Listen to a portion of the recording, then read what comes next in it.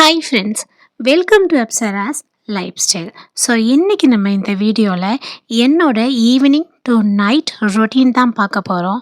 So evening பிள்ளைங்க ஸ்கூலில் வந்ததுலேருந்து நைட் நான் என்ன பண்ணேங்கிறத ஒரு வீடியோவாக எடுத்திருக்கேன். ஸோ கண்டிப்பாக வீடியோவை ஃபுல்லாக பாருங்கள். அது கூடவே கேஜி தாய்மார்கள், ஸோ அதாவது கிண்டர் கார்டன் படிக்கிற குழந்தைங்களோட தாய்மார்கள் கண்டிப்பாக இந்த வீடியோவை பாருங்கள். உங்களுக்கு யூஸ்ஃபுல்லான விஷயம் வந்துக்கிட்டே இருக்குது. உங்கள் வீட்டில் எல்கேஜி, யூகேஜி படிக்கிற குழந்தைங்க இருக்காங்க. இப்போ தான் வந்து ரைட் பண்ணுறதுக்கு ஸ்டார்ட் பண்ணியிருக்காங்க அப்படின்னா, அந்த மாதிரி உள்ள அம்மாக்கள் தான் ஃபஸ்ட்டு இந்த வீடியோ பார்க்கணும். ஸோ பிள்ளைங்க பார்த்தீங்கன்னா, ஃபர்ஸ்ட் டைமாக எழுதுறதுக்கு வந்து அவங்க ட்ரை பண்ணும்போது கண்டிப்பாக அவங்களுக்கு வந்து பர்ஃபெக்டாக வரவே வராது. பட் அதுக்கு முன்னாடியே நம்ம அவங்களுக்கு கொஞ்சம் ட்ரைனிங் கொடுக்கணும். அது எப்படின்னு நான் சொல்கிறேன். குழந்தைய நீங்கள் வந்து எல்கேஜி சேர்க்க போகிறீங்கன்னு பிளான் பண்ணுறீங்கன்னா, அதுக்கு ஒரு 3 மாதத்துக்கு முன்னாடியே ஒரு சாதாரண நோட்டையும் ஒரு பென்சிலையும் பிள்ளைங்க கையில் கொடுத்து நீங்கள் வந்து கிறுக்க விடுங்க, விளையாட விடுங்க, எது வேணாலும் வரைய சொல்லுங்கள். ஃபர்ஸ்ட் வந்து குழந்தைங்க வந்து அந்த பென்சிலை அந்த 3 விரலால் பர்ஃபெக்டாக பிடிக்கணும். அப்படி பிடிக்க ஸ்டார்ட் பண்ணிட்டாலே அவங்க சூப்பராக ரைட் பண்ண ஆரம்பிச்சிருவாங்க. ஆனால் இப்போ பார்த்தீங்கன்னா ஒரு சில பிள்ளைங்களுக்கு பென்சிலு கூட ஒழுங்கா பிடிக்க தெரியறது இல்ல. ஸோ வீட்ல நம்ம பேரண்ட்ஸா இந்த மாரி நம்ம ட்ரெயின் பண்ணோம்னா, கண்டிப்பா அவங்க சூப்பரா ரைட் பண்ணுவாங்க. என்னோட பேபி பார்த்தீங்கன்னா, சீனியர் கேஜி தான் படிக்கிறா. அதாவது யூகேஜி படிக்கிறா. நல்லா ரைட் பண்ணுவா. ஸோ நான் அவளுக்கு இந்த மாரி தான் ட்ரைனிங்லாம் குடுப்பேன். ப்ளஸ் இன்னொன்னு பார்த்தீங்கன்னா, பிள்ளைங்களுக்கு ஹோம்வொர்க் நம்ம செய்றதுக்குள்ள நம்மளுக்கு போதும் போதும்னு ஆயிடும் இல்லையா? இந்த மாரி கேஜி பசங்கலாம் என்ன செய்வாங்கன்னா, ஒரு பேஜ் ஃபுல்லா ஹோம்வொர்க் இருக்குன்னா, கண்டிப்பா 2டே 2 லைன் எழுதிட்டு, "கை வலிக்குதும்மா, முடியலம்மா" அப்படி இப்படின்னு சொல்லி ஹோம்வொர்க்க வந்து முடிக்கவே மாட்டாங்க. பட் அவங்கள நம்ம என்கரேஜ் பண்ணி, "நீ ஹோம்வொர்க்கை ஃபுல்லாக முடிச்சிட்டின்னா உனக்கு பார்க்குக்கு கூட்டிகிட்டு போவேன், உனக்கு குட்டி கிஃப்ட் வாங்கி தருவேன்." இந்த மாதிரிலாம் நம்ம சொன்னா தான் அவங்க வந்து அந்த பேஜையே முடிக்கிறாங்க இல்லையா? ஸோ அந்த மாதிரிலாம் பிள்ளைங்கள என்கரேஜ் பண்ணா தான் அவங்க ஹோம்வொர்க் பண்ணுறாங்க. ஸோ கேஜி தாய்மார்களுக்கு பார்த்தீங்கன்னா, பிள்ளைங்களுக்கு நிறையா ஹோம்வொர்க் இருக்கோ இல்லையோ, அம்மாக்களுக்கு தாங்க நிறையா ஹோம்வொர்க்கு. பட் இந்த ஒரு விஷயத்துக்காக எல்லா அம்மாவும் கண்டிப்பாக எனக்கு சப்போர்ட் பண்ணுவாங்க. ஏன்னா என்ன மாதிரி அவங்களும் இந்த விஷயத்த கண்டிப்பாக ஃபேஸ் பண்ணியிருப்பாங்க. நெக்ஸ்ட்டு பார்த்தீங்கன்னா, நம்ம செலக்ட் பண்ணுற பென்சில் வந்து நல்லா சூப்பரா, டார்க்கா, ஆனா ரைட் பண்ணும்போது ஸ்மூத்தா எழுதுற மாரி நம்ம செலக்ட் பண்ணணும். இந்த மாதிரி சூப்பரா எழுதுற பென்சில் வந்து இப்ப நெறையா இருக்கு. இப்ப நம்பளுக்கு எல்லாருக்குமே அப்சரா பென்சில் தெரியும். இப்ப டோம்ஸ்ன்னு ஒரு பென்சில் வந்திருக்கு. அதுவுமே சூப்பரா ரைட் பண்ணுது. பிள்ளைங்க ஈஸியாவும் பிடிக்கிறாங்க. அதே மாதிரி டார்க்காவும் இருக்குது. அப்புறம் பிள்ளைங்களுக்கு பென்சில் குடுக்குறது மட்டும் இல்லாம, நம்ம கலர் பென்சில், கிரையான்ஸ் இதெல்லாம் வாங்கி, இதையுமே அவங்க கையில குடுத்து நம்ம ரைட் பண்ண பழக வைக்கணும். அப்பதான் பிள்ளைங்களுக்கு அந்த பென்சில வந்து கரெக்ட்டா புடிச்சு எழுதுற பக்குவம் வரும். அன்னைக்கு ஈவினிங் இந்த மாதிரி தான் என்னோட ஹோம் ஒர்க் போணுச்சு, என்னோட பேபி கூட. ஸோ ஹோம் ஒர்க் முடிச்ச பிறகு எனக்கான டைம் ஒண்ணு வரும். நான் வந்து இப்பல்லாம் வந்து 7 மணிக்குள்ளேயே வந்து என்னோட டின்னர முடிச்சிருவேன். ஸோ என்னோட டின்னருங்கிறது பார்த்தீங்கன்னா, ஒரு ஒரு நாளைக்கும் ஒரு மாரி இருக்கும். இது பார்த்தீங்கன்னா, நான் எல்லா விதமான விதைகள், அதாவது பூசணி விதை, சூரியகாந்தி விதை, எள்ளு, கருப்பு திராட்சை, பேரிச்சம்பழம், வந்து இந்த மாதிரி ஒரு சில விஷயங்கள்லாம் எல்லாத்தையுமே முன்னாடியே காலையிலேயே ஊற வச்சுருவேன் ஈவினிங் சாப்பிட்றதுக்கு. ஸோ அந்த மாரி ஊற வச்சு இதைத்தான் நான் வந்து என்னோட டின்னராக எடுத்துப்பேன். ஸோ இது எதுக்கெல்லாம் நல்லதுன்னு பார்த்தீங்கன்னா, எல்லாத்துக்குமே நல்லதுங்க. மெயினாக நம்மளோட கர்ப்பப்பைக்கு நல்லது, நம்மளோட முடிக்கு நல்லது, நம்மளோட ஸ்கின்னுக்கு நல்லது. 30 வயசு தாண்டிட்டாலே இந்த மாதிரி விஷயங்களை நம்மளை பார்த்து பார்த்து செஞ்சால் நம்மளோட இடுப்பு எலும்புக்கு இது ரொம்ப ரொம்ப நல்லது.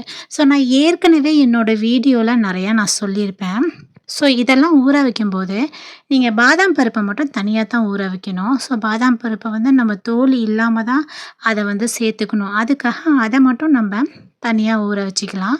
ஸோ இதெல்லாம் நான் வந்து எல்லாமே ஒரு டீஸ்பூன் ஊற வச்சு, பாதாம் பருப்பையும் தோல உரிச்சு நான் ரெடி பண்ணி வச்சிருக்கேன். இப்ப இத வந்து ஒரு மிக்ஸர் ஜார்ல போட்டுட்டு நம்ம நல்லா அரைச்சி எடுத்துட்டோம்னா, ஒரு சூப்பரான ஸ்மூத்தி மாரி வரும். பட் அரைக்கிறதுக்கு ஒரு பக்குவம் இருக்கு. அது என்னன்னு நான் உங்களுக்கு சொல்றேன். ஸோ இதில நம்ம வந்து 5 மாரியான விதைகள் சேர்த்துருக்குன்னா, அதில ஒரு இம்பார்ட்டன்ட்டான விதைன்னு பார்த்தீங்கன்னா வந்து ஃப்ளாக்ஸ் சீடு தான்.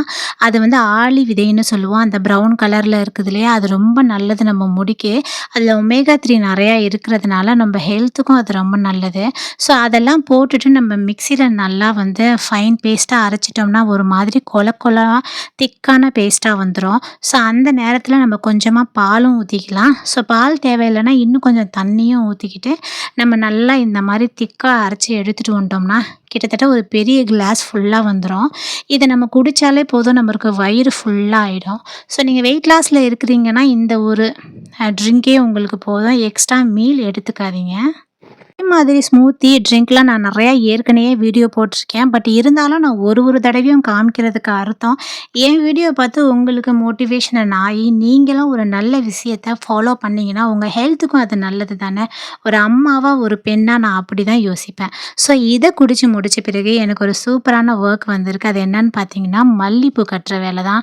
ஸோ இப்ப பார்த்தீங்கன்னா, மல்லிப்பூ வந்து சீசனுங்க.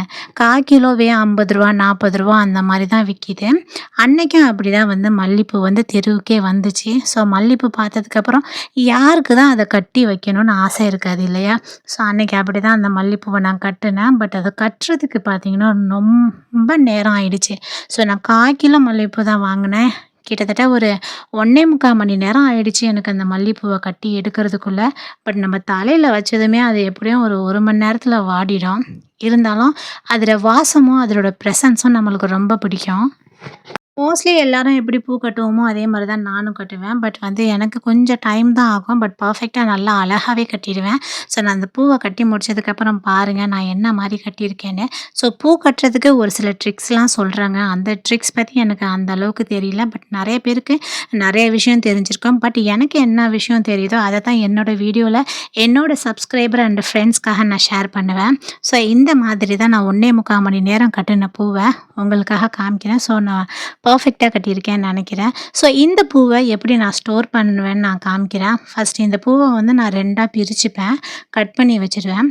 கட் பண்ணி வச்சுட்டு இந்த மாரி ஒரு பெரிய பிளாஸ்டிக் பாக்ஸ் எடுத்துப்போம்.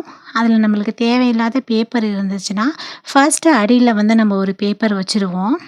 அதுக்கப்புறம் அந்த பாக்ஸுக்கு ஏத்த அளவுக்கு நம்ம பூவ அத எடுத்து வச்சுட்டு, அதே மாதிரியே மேலேயும் ஒரு பீஸ் ஆஃப் பேப்பர் நம்ம வச்சுட்டு, நம்ம மூடி வச்சுட்டோம்னா, பூவோட வாசம் பார்த்தீங்கன்னா, ஃப்ரிட்ஜ் முழுக்க போகவும் போகாது.